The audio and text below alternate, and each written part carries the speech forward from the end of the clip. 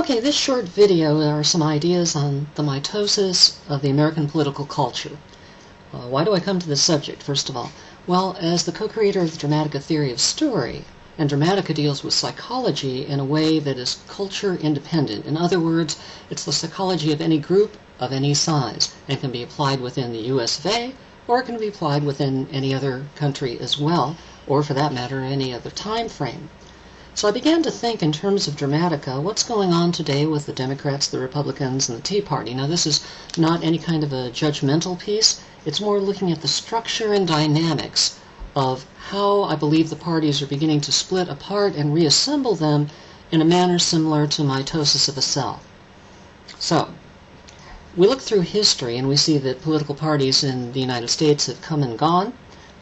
There were the Know-Nothings, who were kind of fiercely independent of being Native American and kind of against the German and Irish immigrants of the time, back about 10 years before the Civil War.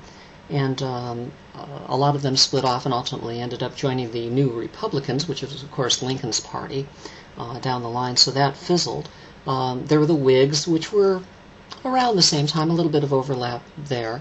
And throughout history we've had parties like Teddy Roosevelt deciding to run again for the presidency after he was dissatisfied with the people that he had handpicked, Taft, for example, to take his place, and thought that he would then run and regain the presidency. And so he formed a new party called the Progressive Party with ideals such as women's suffrage and workman's comp and putting in place an inheritance tax.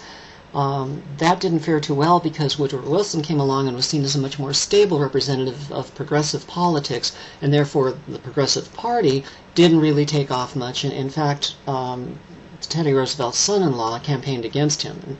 And the party, you may recall, was popularly nicknamed the Bull Moose Party, named after Roosevelt's running mate who proclaimed that he was as strong as a bull moose. Well, in more recent times, we've had Ross Perot try to have a third party bid for the presidency, and Ralph Nader. And clearly over the years, what defines the nature of being a Republican or a Democrat has changed. One will be conservative in one area and liberal in another, and after a number of years, that may shift gradually and change as people come in and out of the party and the platforms are gradually rebuilt. Most recently, of course, we have the entry of the Tea Party into the system, which is what made me start to think, how does all of this work in terms of Dramatica, and especially in terms of a quad?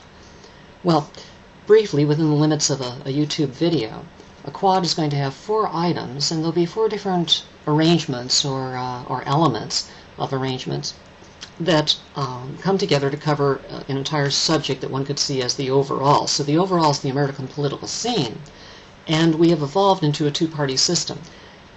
There are the Republicans who are considered to be conservatives and the Democrats who are considered to be liberals. But there are really 2 types of conservatism and 2 types of liberalism. The conservatism could be either social conservatism, which is what you get from the religious right, or fiscal conservatism in terms of what happens with money, which is what you get basically with businesses and Wall Street and corporations. Then on the other side of the scale you have liberalism, socially, which would mean those who do not use religion as any kind of a basis for their policies. It doesn't mean that they're necessarily atheists, though you're certainly not going to find atheists by and large in the religious right, but you're going to find secular approach to social issues that does not depend on doctrine for the determination of what they see as being favorable, a favorable direction to move in American society. And on the fiscal liberalism, then you end up with a lot of social programs, things that are designed to have the trickle-up theory as opposed to the trickle-down theory. You find more attention paid towards limiting inheritance as well as just having an inheritance tax. All of these things come in the liberal side of fiscal responsibility. So there's actually 4 elements, and they've been combined together into 2 parties. But what do you do if you have someone who's a social conservative but a fiscal liberal? Or the reverse, someone who's a social liberal but a fiscal conservative? You have the log cabin Republicans, who are basically a group of gay men, I don't know if there's women involved, but it's gay men at least, who still have the idea of fiscal conservatism, but they clearly have a socially liberal agenda, at least in regard to that one issue. So you start to have some pulling and tugging. Now, in mitosis in a cell, what happens is the DNA actually unzips from the two helixes of the double helix, and each half adds another piece on it, and therefore you go from one cell to two, and from two to four. I believe in American political culture we're about to split from two parties to a four-party system, but it's not going to happen all at once. As a matter of fact, it's been going on for quite a while, and eventually it's going to settle into four distinct parties. One which represents fiscal conservatism, one for fiscal liberalism, one for social conservatism, and one for social liberalism. And that will then allow people to have the area that most represents what they're interested in. If they're more interested in social issues, they'll have a choice between liberal and conservative without having to take fiscal things along with it that they don't necessarily agree with. In fact, we're going to need a system in which people can be members of two parties or more. They could be members of several, but at least two, because then you could have somebody who could mix and match his politics towards what his real viewpoints are. For example, you could have a socially conservative, physically liberal individual, whereas now you cannot belong to a party and be that because the party platform will either be all liberal or all conservative. And so, just as stories with Dramatica started out as very simple tales and then evolved to the point that it became more and more complex and ultimately became representative of the entire process of the mind trying to resolve a problem, became a map of the psychology of the mind, which we call the story mind. That happened over many hundreds of years, perhaps thousands, as we reached the point where society had become sophisticated enough in its storytelling to put all those pieces in the right places and establish conventions like acts and scenes, and that there is a goal and there's a main character and a protagonist and things of that nature. Similarly, we are young and starting out in the United States. We've only been around something over 200 years at this point, and we're just babies.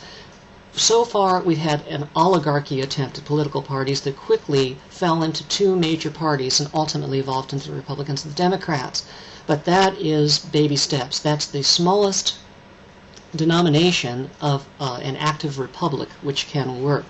The next step would be to break into those four parties: social and fiscal, liberalism, and conservatism.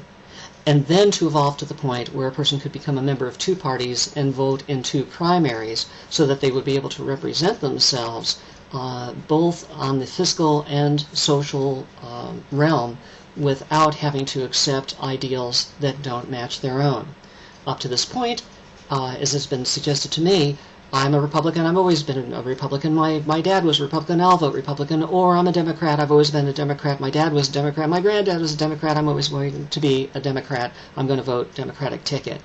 That no longer is functional. That's why we have the gridlock. That's why the two parties are against each other. Break them into four parts. There's other places that we can go. We'll be able to mix and match and recombine. We'll be able to work across all four of these aisles and eventually have, very soon, I believe, within the next 10 years, 15 on the outside, an American political culture that can actually work to govern the country.